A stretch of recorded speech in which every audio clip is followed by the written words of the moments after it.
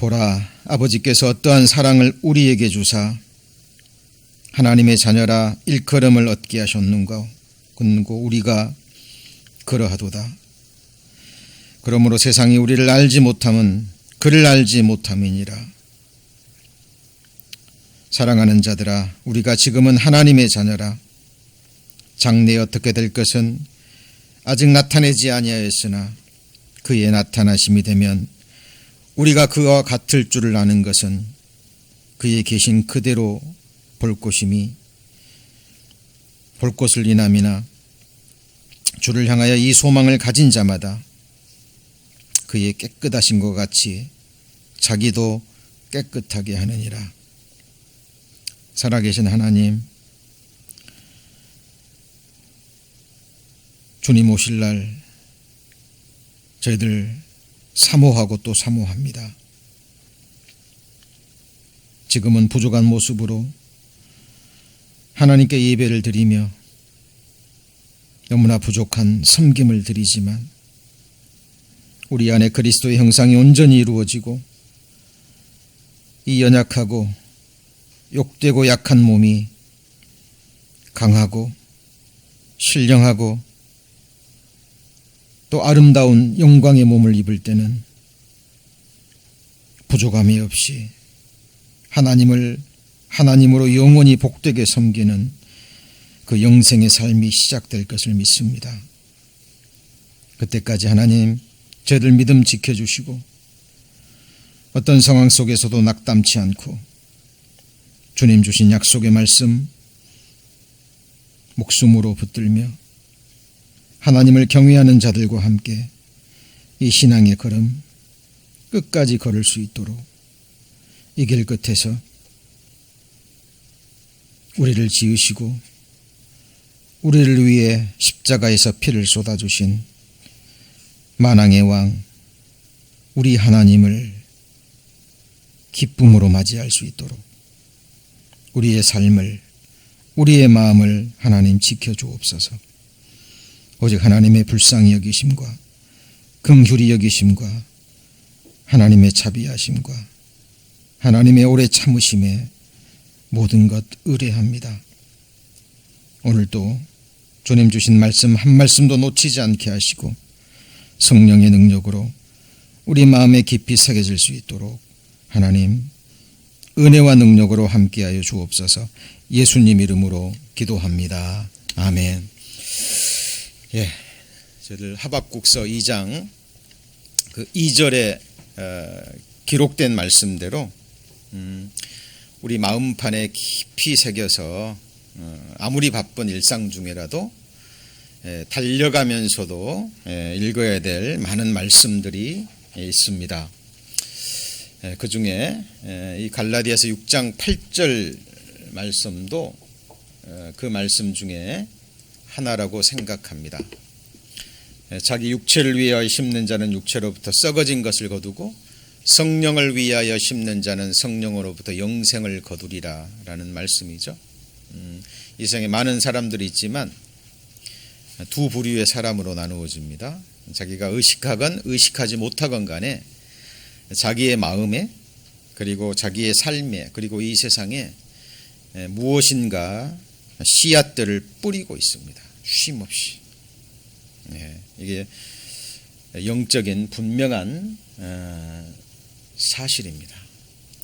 그런데 씨앗을 뿌릴 때 씨앗을 뿌리자마자 그 열매가 맺혀지지 않죠. 시간의 흐름 속에 때가 되어야 그 씨앗의 열매가 맺혀집니다. 그렇죠? 우리는 그 순간까지 이 세상에서는 확실한 그 열매를 보기가 어렵잖아요. 그래서 전도서 11장에 보면 이런 말씀이 있습니다. 너는 아침에 씨를 뿌리고 저녁에도 손을 거두지 말라. 이것이 잘 될는지 저것이 잘 될는지 혹 둘이 다 잘 될는지 알지 못함이니라. 그렇죠? 그래서 우리는 쉼없이 살아계신 하나님의 말씀을 우리 마음에, 그렇죠? 그리고 이 세상에 그리고 사랑하는 사람들에게 이 말씀의 씨앗들을 계속 뿌려야 됩니다. 그런데 우리가 경험하는 것처럼 이 말씀의 씨앗을 뿌리는 것이 결코 쉬운 일이 아닙니다. 성경에는 울며 씨를 뿌린다고 얘기하죠. 한번 같이 읽습니다. 울며 씨를 뿌리러 나가는 자는 정녕 기쁨으로 그 단을 가지고 돌아오리로다. 이 날이 다가오고 있죠. 우리가 태어나서부터 죽음 건너갈 때까지, 특별히 우리 그리스도인들은 거듭난 그날 그 순간부터 하나님이 우리 영혼을 부르시는 그 순간까지 계속 우리 마음에 우리 삶에 씨앗을 뿌립니다. 그 씨앗들이 자기를 위한, 육체를 위한 씨앗이라면 분명 육체로부터 썩어질 것을 거둘 거예요. 그런데 성령을 위하여 심는 자들, 다른 말로 하면 성령의 역사를 위해서 심는 자들이죠. 성령의 역사는 무엇입니까? 계속해서 하나님의 말씀의 씨앗들을 뿌리죠. 그리고 그 씨앗들이 옥토에 떨어져서 싹을 내고 이삭을 내고 열매를 맺히는 사람들이 있거든요. 씨앗을 뿌릴 때 우리가 생각해야 될 것이, 아무리 씨앗이 좋아도 씨앗이 떨어지는 그 밭이 옥토가 아니면 열매가 맺혀집니까? 아니죠. 돌짝밭이든지 길가든지 아니면 가시덤불에 떨어지는 씨앗은 그 열매를 맺지 못합니다. 그래서 우리가 항상 말씀을 또 받을 때 그 말씀을 받는 우리의 마음의 옥토, 마음이 정말 옥토인지 늘 돌아보고 그리고 하나님의 말씀을 받는 것이 너무나 중요합니다.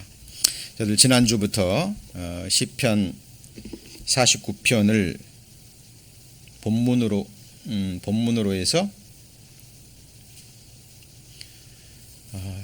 존귀에 처하나 깨닫지 못하는 사람은 이라는 주제로 계속 말씀 배우고 있습니다.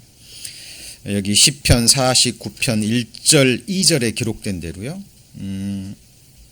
온 세상 만민들 귀천빈부, 그러니까 귀하거나 천하거나 가난하거나 부하거나 관계없이 이 세상 모든 거민들이 반드시 들어야 될 너무나 중요한 말씀입니다. 특별히 이 시편 49편은 하나님께서 예수 그리스도를 십자가에 죽이심으로 말미암아 완성된 복음, 그리고 복음과 관계된 중요한 진리들이 뿌려질 것입니다. 우리는 모릅니다. 이 복음의 씨앗, 말씀의 씨앗이 어디에 떨어질지. 근데 분명 우리 마음이 옥토라면 이 씨앗은 반드시 우리 마음에 떨어져서요, 아름다운 복된 열매로 맺혀질 겁니다. 그런데 여기까지 우리는 기다림이라는 인내가 필요해요. 그죠? 씨앗을 뿌리자마자 그 열매를 얻을 수 있다면 얼마나 감사하겠습니까? 그런데 장구한 시간이 필요합니다. 하나님의 눈에는 인류 역사 6,000년이라는 그 역사가 지금 필요했잖아요. 그런데 지금 그날 그 순간이 다가온다는 겁니다. 구약시대부터 신약시대 마지막 때까지, 그죠? 추수 때가 되면 하나님이 천사들을 이 세상 이 끝에서 저 끝까지 보내셔서 무엇을 추수하시죠? 알곡을 추수하십니다. 그 하나님의 말씀의 씨앗이 정확히 옥토에 떨어져서 하나님이 기뻐 받으시는 천국에 드릴 만한 알곡이 되는 영생의 열매만 천국에 거두어지는 거예요. 그죠? 우리 그 순간을 위해서 지금 힘들지만, 어렵지만, 일상이 너무나 바쁘지만 이 하나님의 말씀을 우리 마음밭에 계속 뿌려야 됩니다. 아침에도, 그리고 언제 때도요? 저녁에도. 어떤 말씀이 우리 마음에 심겨져서 귀한 열매로 하나님께 드려질지 우리는 모르기 때문입니다. 시편 49편을 배우는 데 있어서 저희가 바른 이해를 위해서 지난 첫 시간에는 무엇을 배웠죠? 49편을 기록한 고라의 자손들에 대해서 배웠습니다. 이 시편 49편의 배경, 시편 49편을 기록한 고라와 고라 자손에 대한 사전 지식이 없으면 이 말씀을 바르게 이해하기가 이제 어렵다라고 말씀을 드렸습니다. 고라는 레위 지파 제사장 가문에서 태어났잖아요. 그래서 대제사장 가문은 아니에요. 그러나 성막에서 하나님 앞에 가까이 나와서 하나님을 섬길 수 있는 특권이 주어졌습니다. 그런데 이 고라라는 사람은 굉장히 세상적으로 능력이 있고 지혜가 있는, 세상적인 지혜가 있는 사람이었던 것 같아요. 그래서 자기 눈으로 볼 때 자기도 모세와 아론과 같은 하나님의 백성이고, 자기도 모세와 아론처럼 백성들을 다스리고 백성들 앞에 영광 받을 수 있는 능력이 있는데 왜 나는 이 제사 성막에서 똑같은 지루한 일만 반복해야 되는지, 그리고 하나님이 정한 그 위치를 벗어나서 그 당시에 250명의 유력한 자들을 마음을 얻습니다. 그리고 모세와 아론을 대적하고 하나님을 대적하죠. 그리고 땅이 갈라져서 고라에 속한 모든 사람들이 땅 속에 산채로 들어가서 멸망당하는 그것이 민수기에 기록되어 있습니다. 그런데 고라의 세 아들들은 죽었어요, 안 죽었어요? 죽지 않았습니다. 왜요? 그들과 함께하지 않았기 때문에. 분별했거든요. 비록 나를 낳아준, 키워주신 육신의 아버지지만 그 아버지가 하나님 앞에 잘못됐다는 걸 깨닫고요. 그리고 인정줄을 벗어납니다. 그리고 아버지와 함께 멸망을 당하지 않아요. 그러나 고난은 거기서부터입니다. 그 고라의 자손들, 비록 살아남았지만 자기 동족들로부터 그리고 주변 사람들로부터 어떤 손가락질을 받았을까요? 저주의 자식들. 그렇죠? 땅이 갈라져서 자기 아버지와 그에 속한 모든 가족들이 땅속에 산채로 멸망당한 저주의 자식들, 고라의 자손들이라는 그 꼬리표가 이 자손들에게 계속 따라다닙니다. 시편 150편 중에 12편이 바로 이 고라의 자손들에게 의해서 기록된 말씀인데요. 그들이 당했던 고통을 알 수 있는 말씀 중에 하나입니다. 여기 보시면 한번 같이 읽어볼까요?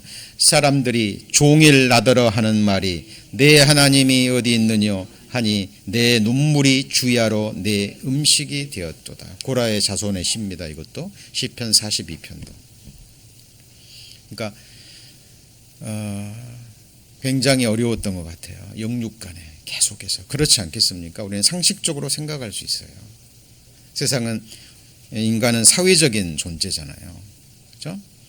내가 그 죄를 범치 않았어도 내 아버지, 내 조상들이 어떤 큰 죄를 범하면 세상법은 그 연좌죄를 말하고 있지 않지만 실제로는요, 거기에 묻혀갑니다. 지금 한국의 정치 상황을 보세요. 그죠? 어떤 고위직에 오르게 되면 그 청문회라는 걸 통해서 그 사람만 가지고 말하는 게 아니죠. 그 사람의 아버지가 어떤 사람이었고 그들의 자녀가 어떤 사람인지 샅샅이 팝니다. 그렇게 해서 그걸 공개적으로 드러내고 얘기하잖아요. 그죠? 예. 그래서 그 사람을 매도하고 사회에 매장시키려고 합니다. 그것이 현실이에요. 과거에는 안 그랬을까요?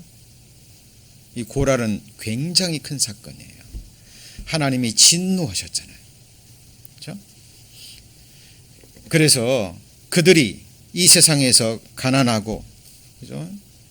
어떤 고난과 환난을 당할 때 손가락질 당하는 거예요.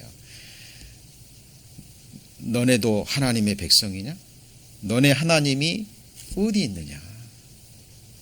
눈물이 주야로 음식이 되는 실제 역사 가운데 있었던 사건입니다. 그리고 더 마음이 아픈 것은요. 여기 보시면 날카로운 칼로 살을 찔러도 아픈데 칼로 뭘 찔러요?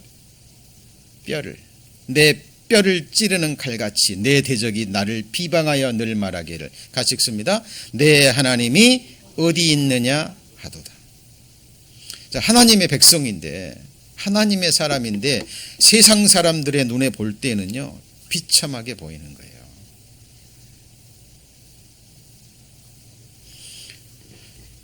참 이런 말씀은 성경에 없었으면 좋겠는데 이런 말씀들이 너무나 많아요. 오히려 잘 보십시오. 하나님을 믿고 거듭났는데 거듭나기 전보다 세상적인 눈으로 보면 뭐 잘 되는 경우도 있습니다.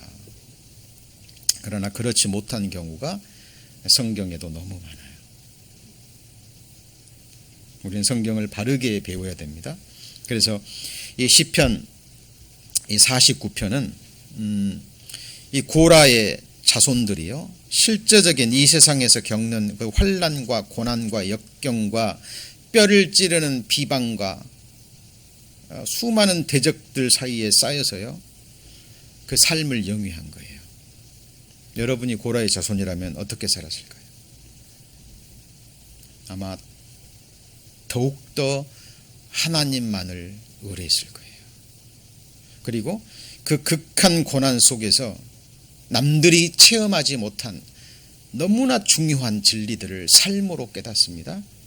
그리고 그것을 성령의 감동으로 노래한 것이 고라의 자손들의 시입니다. 12편인데요. 이 배경을 이해하고 한 말씀 한 말씀을 묵상하면 굉장한 은혜를 받습니다. 특별히 시편 49편은 복음과 관련된 너무나 중요한 진리들이 담겨져 있습니다. 자, 1절, 2절은 제가 설명드렸죠. 만민들이 들어야 될 말씀이에요. 세상의 모든 거민들이 귀천 빈부를 물론하고 다 반드시 들어야 될 말씀들입니다. 자, 그리고 3절, 4절 말씀. 3절, 4절 말씀. 자, 같이 읽습니다. 내 입은 지혜를 말하겠고 내 마음은 명철을 묵상하리로다. 내가 비유에 내 귀를 기울이고 수금으로 나의 오묘한 말을 풀리로다. 3절, 4절의 키워드를 한번 찾아보시죠. 핵심 단어. 자, 세 가지로 정리할 수 있습니다. 첫 번째는 뭐예요? 지혜. 그리고 두 번째는 명철. 예, 감사합니다. 세 번째는 뭘까요? 비유입니다. 이거 기억하세요. 지혜, 명철. 그 다음 뭐예요? 비유.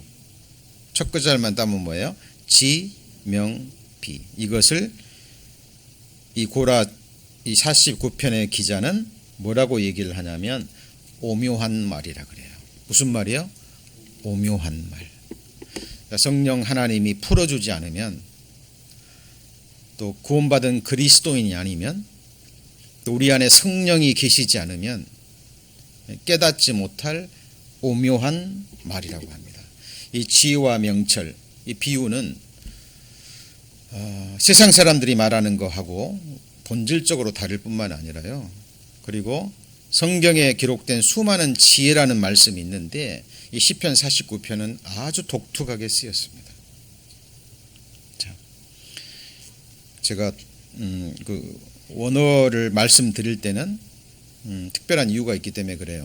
뭐 원어를 암기할 필요는 전혀 없습니다. 참고만 하시면 됩니다. 자, 여기서 지혜는 이렇게 기록하고 이렇게 읽습니다. 참고만 하세요. 그런데 자, 이 지혜는 성경에 나오는 다른 지혜와는 달리 어떤 지혜냐면 한번 같이 읽어볼까요? 회개케 하는 지혜, 돌이키게 하는 지혜예요. 삶을 살면서 내가 정말 잘못 살았구나. 내가 정말 허무한 것에 헛된 것에 내 마음을 쓰고 살았구나. 그리고 내 인생의 방향을 돌이키는 그 회개케 하는 지혜를 가리킵니다. 그리고 더 나아가서 무슨 지혜요? 집을 짓는 지혜입니다. 참 희한한 지혜죠. 이 두 가지 지혜입니다. 이 시편 49편과 동일한 원어가 사용된 그 말씀들을 살펴보잖아요. 자, 그러면 이런 말씀이 있습니다. 지혜가 길거리에서 부르며 광장에서 소리를 높이는데 이 지혜는 나의 책망을 듣고 뭐죠? 돌이키라. 책망의 말씀이고 돌이키게 하는 말씀이에요. 여러분, 어떤 말씀이 내 마음판에 심겨질지 몰라요. 우리가 말씀을 읽거나 들을 때요, 정말 주의를 기울이고 잘 들으셔야 되는 이유가 어떤 말씀이 내 마음에 심겨질지 몰라요. 그 한 말씀이 그 사람의 인생의 방향을 완전히 바꾸게 하고요, 그 한 말씀이 사람을 변화시키는 거예요. 그것을 깨닫게 되는 시간이 되길 바랍니다. 말씀을 전할 때 늘 두려운 게요, 정말 사람의 입술로는 전할 수 없는 게 하나님의 말씀이에요. 정말 성령께서 성경을 열어주시고 마음을 열어주셔야 돼요.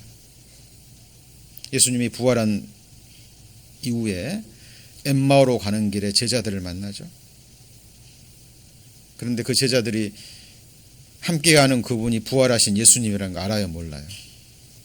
모릅니다. 그때 예수님께서 성경을 열어서 그리고 그들의 마음을 열어서 깨닫게 하십니다. 여러분, 하나님의 말씀은 아무나 깨닫는 게 아니에요. 사모하는 자, 정말 진리를 구하고 갈망하는 자, 하나님의 말씀을 하나님의 말씀으로 받는 자, 그 사람을 깨닫게 하셔요. 이 지혜는 돌이키게 하는 지혜, 그리고 집을 짓는 지혜예요. 같이 읽습니다. 지혜로 하늘을 지으신 이에게 감사라 그랬죠.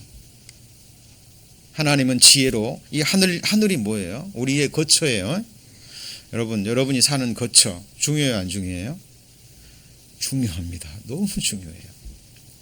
여러분, 이 육체가 이 땅에서 7, 80년, 뭐 길면 90년, 요즘은 100세 시대라고 합니다만은 하여튼 뭐 길게 100세 잡고요, 이 땅에서 육체를 잃고 100년을 살아가는 그 집도 너무 중요해요.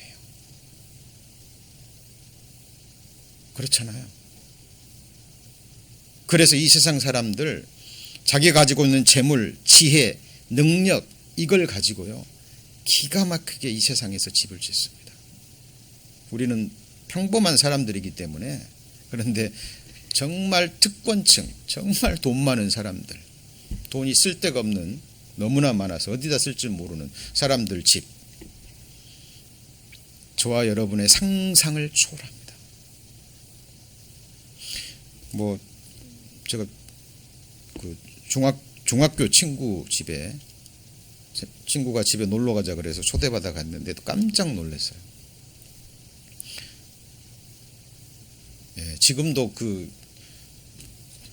놀래가지고 그 어린 마음에 야, 이런 집도 있구나. 와, 제가 볼 때 뭐 큰 부자는 아닌 것 같은데 그래도 하여튼 뭐, 예, 기억에 어머니가 의사였고 아버지도 뭐 하여튼 뭐 높은 뭐 계셨던 분 같은 것 같아요. 집이 정말 넓고 크고 으리으리했습니다. 예, 집안에 들어간 있는 물건들도요 정말 태어나서 처음 보는 물건들이었어요. 예, 집 중요합니다. 근데 지금 이 시편 49편에서 말하는 이 지혜는 그 지혜를 말하는 거예요. 자, 같이 읽습니다. 집은 지혜로 말미암아 건축되고 명철로 말미암아 견고히 됩니다. 여러분, 벽돌로, 이 세상 금과 은으로 아주 좋은 재료들로 짓는 잠시 후면 무너져 버릴 장막집이 아닙니다. 이 집은. 지금 이 고라 자손은요, 자기 조상 고라의 그 패역한 삶으로부터 물려받은 불명예스러운 이름을 안고 비참한 삶을 살아갑니다. 그 삶 가운데 하나님께서 깨닫게 해주신 온 세상 만민들이 듣고 깨달아야 될 너무나 중요한 하늘의 진리를 지금 전하고 있는 거예요. 이 고라 자손의 그 심령이 돼서 그 마음으로 이 말씀을 받았으면 좋겠습니다. 지혜가 그 집을 짓고 7 기둥을 다듬고, 지금 계속 세상 언어로는 이해하기 어려운 집이 나오죠. 지혜로운 여인은 그 집을 뭐예요? 세우되 미련한 여인은 자기 손으로 그것을 허느니라. 여러분이 살고 있는 아파트, 하우스, 그 집은 무너져야 안 무너져요? 여러분이 영원히 살 집입니까? 아니에요. 중요하지만 이 세상에서 피곤한 몸을 눕히고 씻고 먹고 가족들이 거하는 너무나 중요한 거처지만 분명한 것은 영원한 거처가 아니라는 거예요. 비록 렌트 인생이 아니라 그 집이 내 이름으로 돼 있어도. 그러면 영원한 집이 어디냐는 거죠. 만일 내가 지치하면 너로 같이 읽습니다. 하나님의 집에서 어떻게 행해야 할 것을 알게 하려면, 하나님의 집이 나오죠. 이 집은 살아계신 하나님의 교회요, 그리고요 진리의 기둥과 터니라.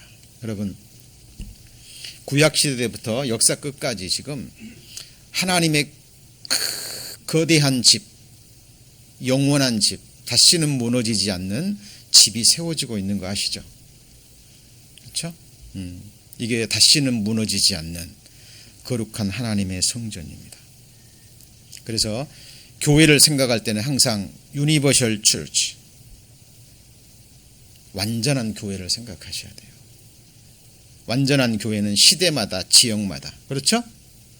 예, 그 지역 교회들이 인류 역사 가운데 세워지고 완성돼서 완전한 교회가 세워지는 거예요.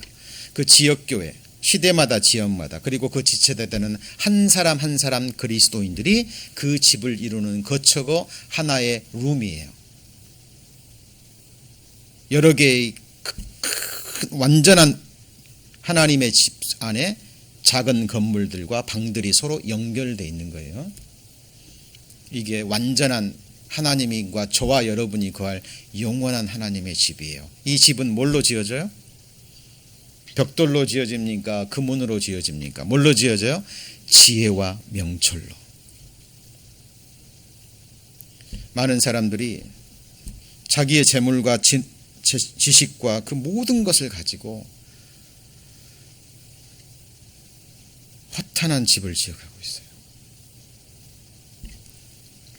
자, 여기 보시면 방들은 뭘로 말미암아요? 지식으로. 이 방들은 하나의 지역교회 시대마다, 그리고 그 지체를 이루고 있는 한 사람 한 사람, 저와 여러분이 하나의 뭐예요? 방에 해당되는 거예요. 룸에 해당되는 겁니다. 하나님이 이사야 66장에 질문을 하셨잖아요. 하늘은 나의 거처요, 발은 나의 발등상이거늘 나의 영혼이 거할 거처가 어디냐? 하나님의 거처가 어디예요? 하나님은 손으로 지은 전에 계셔요, 안 계셔요? 안 계셔요. 하나님을 아는 지식, 하나님을 아는 지혜로 충만한 진짜 영원한 거처가 있거든요. 지금 그 집이 세워지고 있다라는 거예요. 그래서 이 시편 49편에 말한 지혜는 바로 이 지혜고요. 그리고 명철은 뭐냐면, 자, 이렇게 쓰고 이렇게 읽혀집니다. 참고만 하시고요. 근데 이걸 뭐라 그래요? 이해력, 그다음 뭐예요? 지력. 이 명철은 이해력과 지혜를 가리키는입니다. 근데 특별히요, 이해력 있는, 지력이 있는 뭘 가리켜요? 행동이나 행위를 가리킵니다. 같이 해보시죠. 지혜와 명철. 그러니까 이거는 하늘의 지혜예요. 돌이키게 하는 지혜. 허탄한 것으로부터, 아무것도 아닌 것으로부터 돌이키게 해서 정말 하나님의 말씀을 바르게 이해해서 그 이해가 정말 잘 이해된 거라면 그것은 뭘로 나타나요? 행동이나 뭘로요? 행위로 나타나요. 이 사실을 알았다면, 깨달았다면 정말 내가 영원히 거할 집을 지어가야 되는 거예요.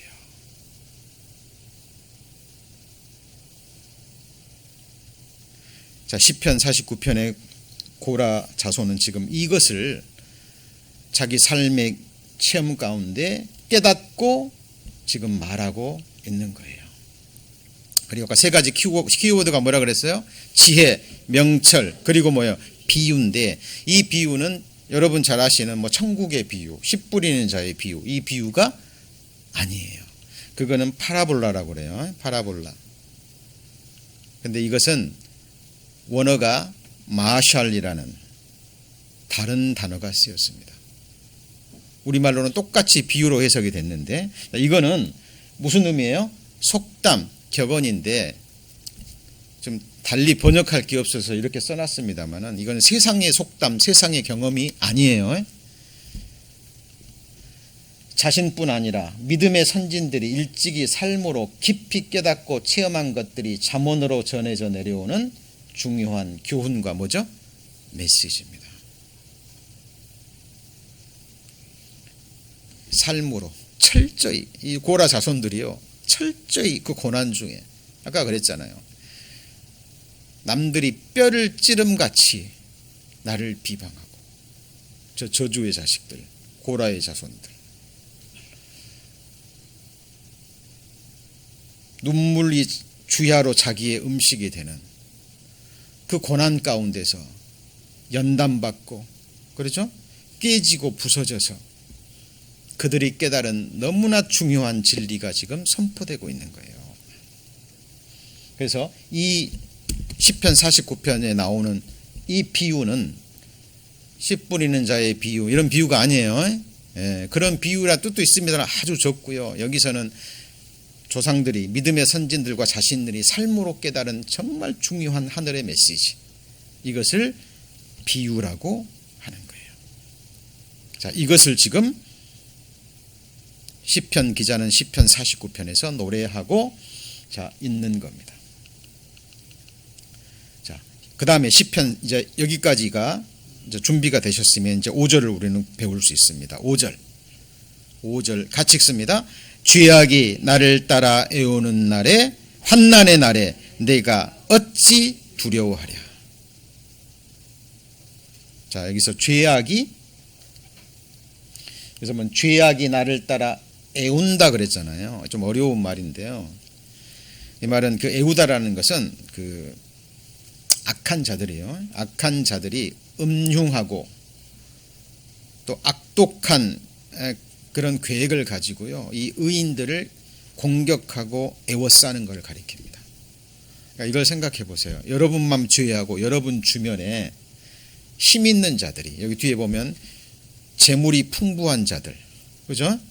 이 세상 모든 것을 가지고 있는, 재물이 있고 힘 있고 권세 있는 자들이 손가락질하면서 칼로 찌르듯 비방하고 그들의 악한 계교를 가지고 여러분이 멸망당하기를 원해요. 그 사람들이 여러분을 애워쌌어요. 이것이 같이 해보시죠. 환난의 날. 그런데 이 시편 기자는 이 사실을 깨달았기 때문에 그 죄악된 사람들이 나를 따라 애우는 환난의 날에 두려워해요, 안 두려워해요? 두려워해요, 안 두려워해요? 안 두려워합니다. 여러분, 이 진리, 고라 자손이 깨달은 이 진리를 여러분도 깨달으셔야 돼요. 이것이 지금 우리가 시편 49편에서 주어지는 것들인데요. 자, 여기서 우리가 생각해야 될 것이 뭐냐면, 자, 거기 보시죠. 이제 그러면 이 악한 자들이 나를 애워싸는데 그 사람들이 어떤 사람들이냐면 6절입니다.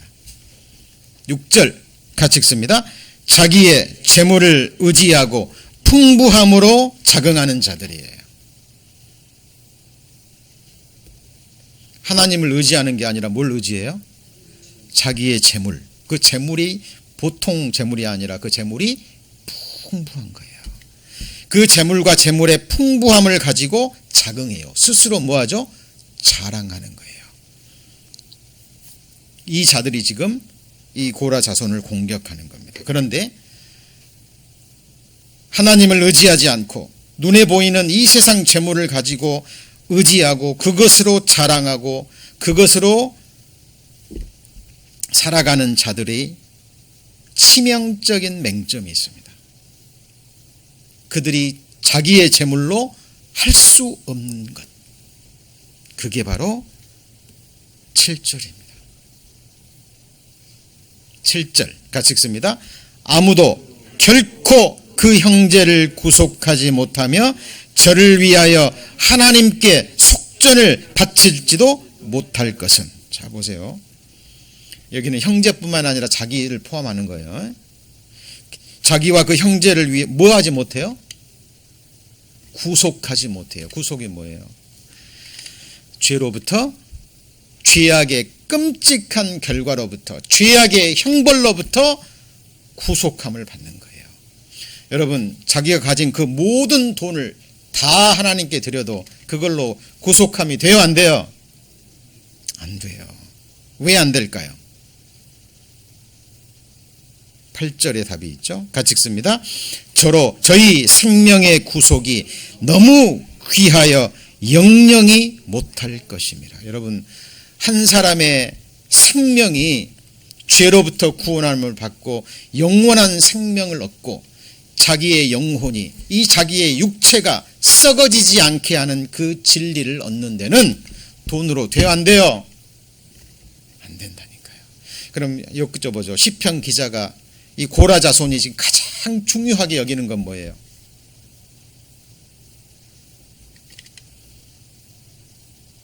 이 세상 재물을 가지고 한평생 잘 먹고 잘 살아가는 겁니까? 이 세상 재물을 가지고 이 세상에 성공해서 자기가 자기를 칭찬하고 사람들로부터 칭찬받고 영광받는 거예요? 여기 뒤에 나와요. 그 내용이. 이것도 자세히 공부해야 될 부분입니다. 고라 자손은 지금 그것을 갈망하는 게 아니에요. 자기 영혼을, 그리고 자기 사랑하는 형제들을 죄와 죄악의 형벌로부터, 영원한 사망으로부터 건짐받고 영원한 생명을 얻고 죽음 건너갈 때 하나님으로부터 하나님 나라의 영접을 받는 진리예요. 여러분, 이것보다 더 중요한 거 있으면 얘기해 보시죠.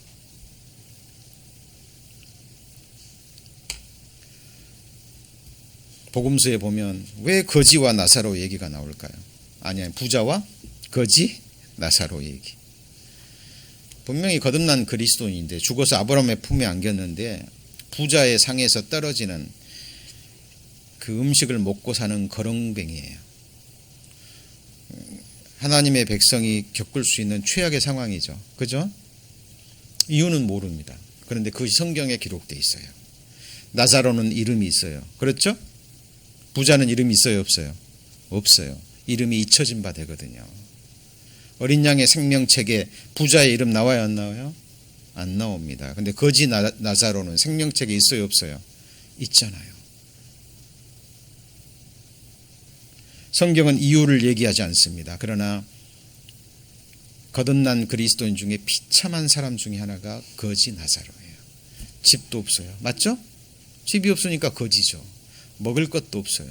몸이 아파서 부자의 집 앞에서 누워서 거기서 나오는 음식을 먹고 몸은 헐어서 개들이 그 헐대를 핥아요. 여러분, 그렇게 이 세상에 살더라도 너무나 중요한 것은 자기의 영혼을 구원하는 진리. 여러분, 이것만큼은 여러분의 생애 가운데 철저히 깨달으셔야 돼요. 그리고 여러분이 알고 있는 이 구속의 진리가 한번 깨달았고 알았다 그래가지고 여러분 그것을 그냥 놓지 마세요. 그게 정말인지 진짜인지 여기서도 바라보시고 저기서도 바라보시고 위에서도 바라보시고 밑에서도 바라보시고, 그리고 할 수만 있다면 매일 매순간 호흡이 허락하는 순간까지 여러분의 영혼을 구속하는 진리를 확인하고 또 확인해야 돼요. 이유가 뭘까요? 그것이 영원한 운명을 갈라버리거든요. 여러분 시편 49편 고라자서는 지금 그 부분을 얘기하고 있는 거죠. 자 보세요. 8절에 저희 생명의 구속이 너무 귀하며 영영이 못할 것임이라. 9절 같이 읽습니다. 저로 영존하여 썩음을 보지 않게 못하리니. 예, 뭐가요? 이 세상 재물의 풍부함을 가지고는 안 돼요. 10절입니다. 10절 같이 읽습니다. 저가 보리로다. 네, 거기까지입니다. 볼 겁니다. 반드시 볼 거예요. 지혜 있는 자도 죽어야 안 죽어요? 죽습니다. 우준하고 무지한 자도 같이 망하고 저희의 재물을 누구한테 끼치죠? 타인에게 끼칩니다. 여러분 뭐 그냥 보통 부자들 말고요. 큰 부자들 그 재물 다 쓰고 가는 거 보셨어요? 그 재물을 누구한테 미치죠? 때로는 엉뚱한 사람에게 미쳐버립니다. 평생 수고해서 땀 흘려서 벌어보는 그 엄청난 재산 자기 자식들에게다가 물려주면 좋은데 자기 자식들이 아닌 엉뚱한 사람에게 가는 경우 많아요, 안 많아요? 많습니다. 그리고 자기가 물려준 재물 때문에 자기 자식의 인생들이 망하는 경우 많아요, 안 많아요? 많습니다. 잘 보세요. 그 다음에 11절에 저희 속생각이에요. 그 집이 어떻게 있어요? 영영이 있고 그 거처가 대대에 미치리라요. 그 전지는 땅이에요. 그 땅을 누구 이름으로요? 자기 이름으로 딱 해놓으면 오늘날 말하면 등기가 되어 있는 거죠. 내 거예요, 법적으로.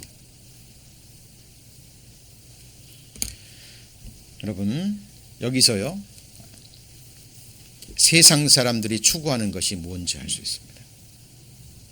시편 49편이요. 세상 사람들이 추구하는 게 뭔지 정확하게 나와 있어요.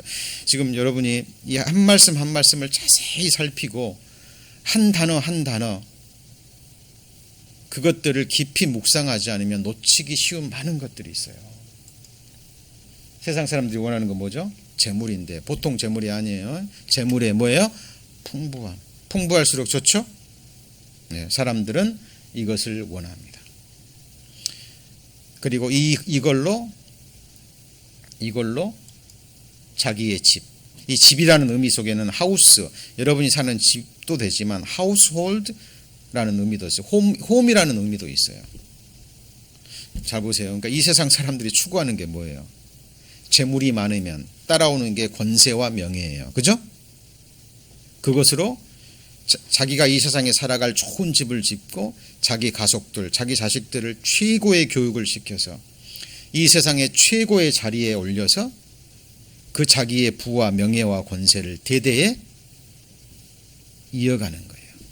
여러분 이게요 지금 이 세상의 특권층들이 원하고 있는 최고의 것들이에요. 맞습니까? 잘 보세요. 이게 사실이에요. 그리고 땅입니다. 전지. 여러분 이게 지금 세상 사람들이 추구하고 이 성공을 위해서 할 수 있는 모든 것을 하는 것이 이 세상의 세태예요. 좀 잘 보세요.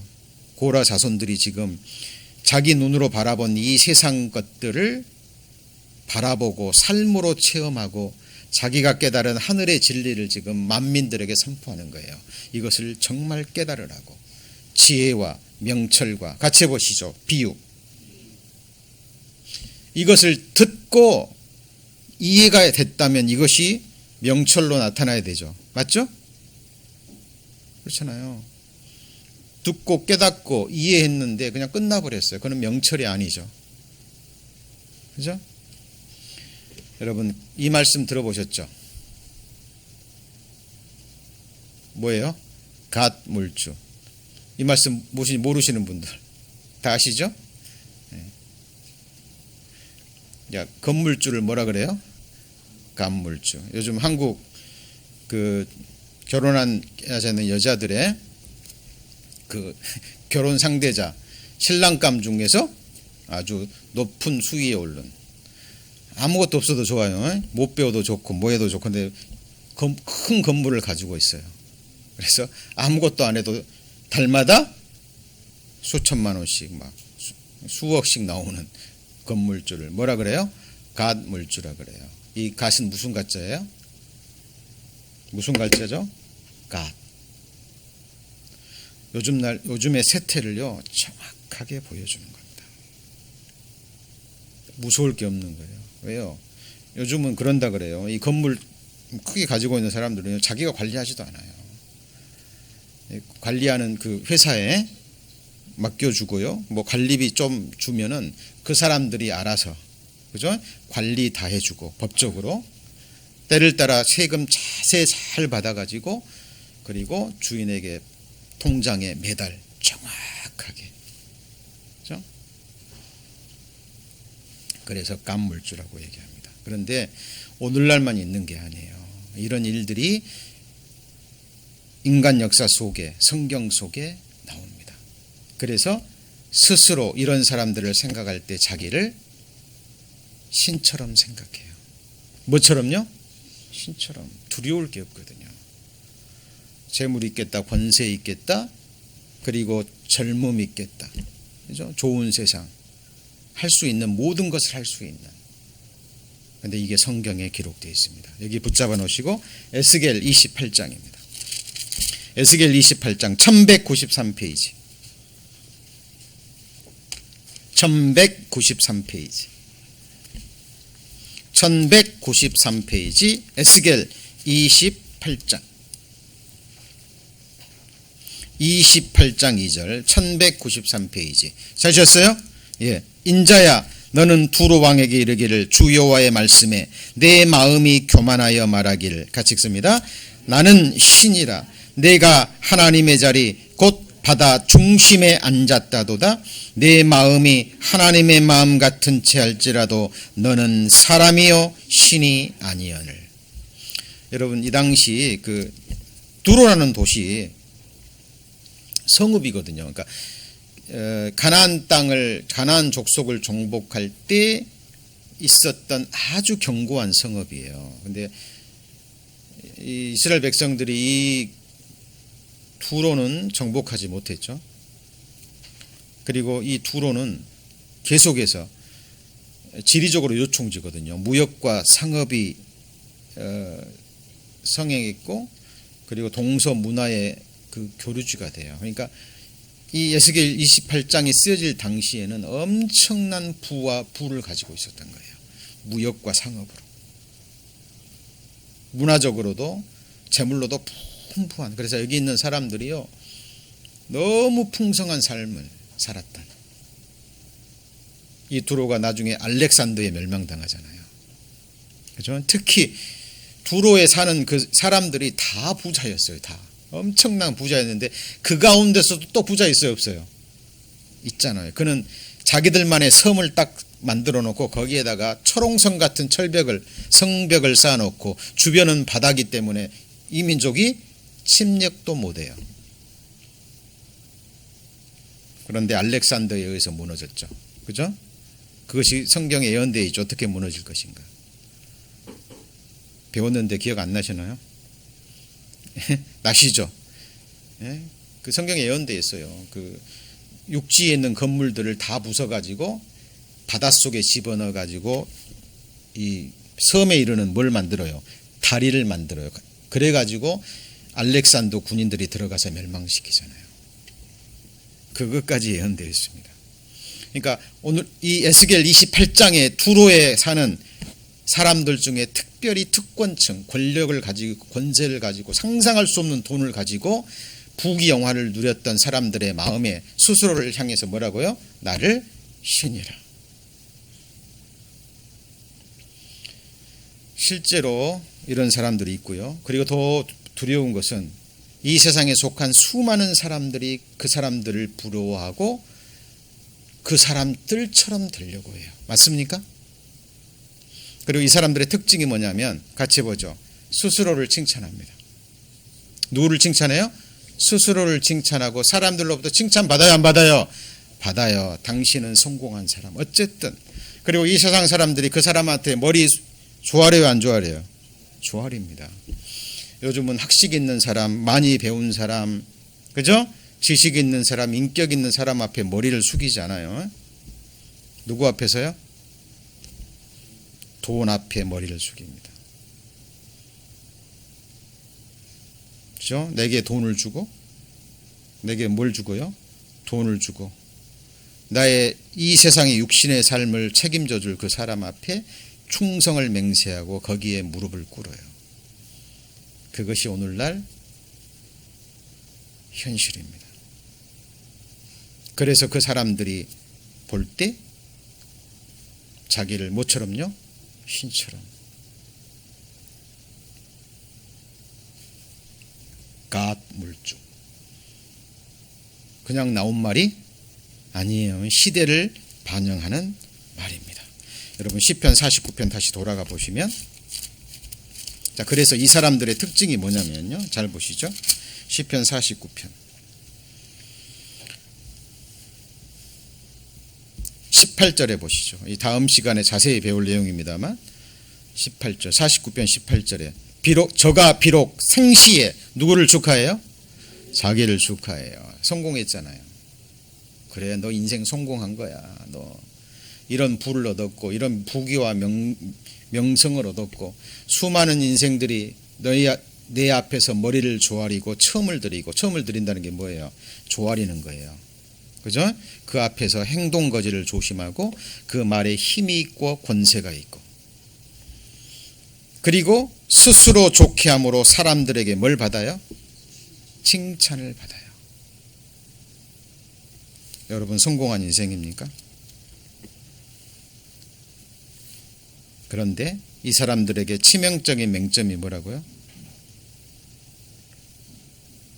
49편 12절 49편 12절 같이 읽습니다. 사람은 존귀하나 장구치 못하며 멸망하는 짐승 같도다. 결국 죽어요. 그리고 죽을 때까지 자기 영혼을 구속하는 진리를 깨닫지 못합니다. 죽음 건너편에 하나님이 자기 영혼을 영원한 나라로, 영원한 하나님의 집으로 영접할 그 진리를 깨달았어요? 못 깨달았어요? 못 깨달았다니까요. 눈에 보이는 것이 단 거예요. 그 사람들을 향해서 지금 이 고라 자손은 외치고 있는 거예요. 만민들아 들어라. 귀천 빈부를 막론하고 다 들을지어다. 고라 자손은 주변 사람들로부터, 동족들로부터 뼈를 찌르는 비방을 받고 눈물로 주야를 보내며 그 눈물로 음식을 삼고 살았지만 이거 하나만큼은 깨달았다는 거예요. 여러분, 그래서 이 시편 기자는 이렇게 얘기합니다. 16절. 사람이 뭐예요? 치부하여 부를 계속 쌓아서 그 집의 영광이 뭐에 가죠? 더할 때 너는 뭐하지 말아요? 두려워할지도 말고 부러워할지도 마라. 저가 죽음에 가져가는 것이 있어요? 없어요? 없습니다. 그 영광이 저를 따라 내려가요? 못 들어가요? 내려가지 못한다니까요. 그래서 잘 보세요. 이제 다음 시간에 자세히 배울 겁니다만은 이 세상 사람들이 추구하는 게 뭐라고요? 재물. 그 다음에 뭐예요? 집. 이 세상 재물과 이 세상의 재물과 그 다음에 집. 여기서는 그냥 눈에 보이는 집만을 얘기하는 게 아니에요. 자기 집안을 이 세상에서 일으켜 세워서 이 세상에 존경받는, 영광받는 가문으로 세워가는 거예요. 그 다음에 뭐죠? 땅. 이런 사람들의 특징이 뭐예요? 또 금싸라기 땅, 좋은 땅을 어마어마하게 가지고 있죠. 그리고 이거 그 땅이 누구 이름으로 되어 있어요? 자기 이름으로 되어 있는 거예요. 근데 그러면 이 세상에 속한 사람들이 추구하는 거예요. 근데 잘 보세요. 다음 시간에 자세히 배울 겁니다만은 하늘에 속한 재물이 있습니다. 맞아요? 같이 해보시죠. 나의 소유는 이것이니 나의 소유는 이것이니 주의 법도를 지킨 것이니이다. 복음서에 옳지 않은 청지기가 나옵니다. 무슨 청지기요? 옳지 않은 청지기 이야기가 나와요. 그런데 예수님이 칭찬하신 부분이 뭐냐면, 자, 그 청지기 옳지 않아요. 그죠? 주인에게 거짓말하고 자기 유익을 챙겼잖아요. 그래서 옳지 않아요. 근데 예수님이 칭찬한 게 뭐냐면, 이 시대의 아들들이, 이 세상의 아들들이, 같이 해보시죠. 빛의 아들들보다 더 지혜로웠다. 이게 무슨 의미예요? 이 세상의 아들들도 잠시 후의 미래를 계산하고 준비하잖아요. 맞죠? 너 일 그만해. 너 몇 달 후에 너 이거 청지기 직분 못해. 주인이 딱 얘기하니까 지혜롭잖아요. 세상적으로 옳지 않은 지혜죠. 한 달밖에 안 남았어요. 한 달 후에는 직업이 없어. 한 달 후에 미래의 일을 예비하잖아요. 사람들 불러가지고 너 10,000불 빚졌어? 5,000불로 적어. 그래가지고 자기 유익을 준 사람들이 나중에 그 사람 도와주겠죠? 어찌 됐든 이 시대의 아들들이 빛의 아들들보다 더 지혜로워요. 그건 무슨 말이냐면 빛의 아들들인데 죽음 건너편의 미래를 준비해요, 안 해요? 안 한다는 거예요. 예수님 볼 때. 여러분, 하늘의 재물이 있습니다. 그리고 하늘의 집이 있어요. 같이 해보시죠. 내게 줄로 재어진 구역은 아름다운 곳에 있으며, 여러분 5고을 권세, 10고을 권세가 있어요. 여러분 이 세상에 없어질 땅에 없어질 등기에 여러분의 이름이 기록되어 있어도 그거 여러분 거예요, 아니에요? 기회가 아니에요. 못 가져가요, 땅 한 평도. 근데 진짜 새하늘과 새 땅이 있거든요. 거기에 하나님이 주신, 하나님이 이것은 네 거야, 줄로 재어준 구역, 아름다운 곳에 있으며 5고을 권세, 10고을 권세. 여러분 이것을 갈망하셔야 돼요. 이게 그냥 나오는 깨달음이 아니라 고라의 자손들이 평생의 삶을 통해서 나온 겁니다. 그리고 이 세상에 땅이 있지만 하늘에 속한 땅이 있어요. 맞죠? 같이 해보시죠. 새하늘과 새 땅. 여러분 이것을 갈망하셔야 됩니다. 이걸 언제 준비하실 거예요?